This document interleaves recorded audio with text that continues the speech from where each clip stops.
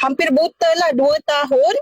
Okey, tapi awal bulan Julai hari tu dia masih ragu-ragu lagi lah setelah saya perkenalkan eye vision. Dia ambil masa 2 minggu untuk mencuba sebab dia kata dia dah refer pakar mata, dah buat operate, dah buat laser, semua still tak boleh nampak, sampai dia dah putus harapan, tak nak makan apa-apa dah. Tapi mungkin terbuka hati pada hari Arafah tu, cousin dia propose dia untuk makan, so dia pun makan lah. Hari pertama dia makan, dia ambil 2 pagi 2 petang, dia dah boleh nampak bayang-bayang.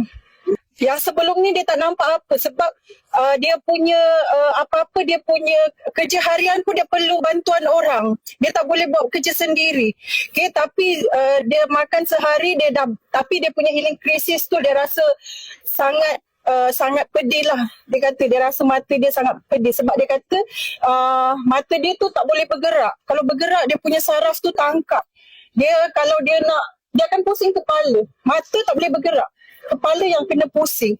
Okay, tapi setelah dia makan 1 box, dia dah boleh nampak, dah tak perlu bantuan orang lagi, dia dah boleh menjalankan dia punya aktiviti harian lah. Sekarang dia dah 4 box keempat, dia dah, yang dulu dia 2 kaki je dia boleh nampak.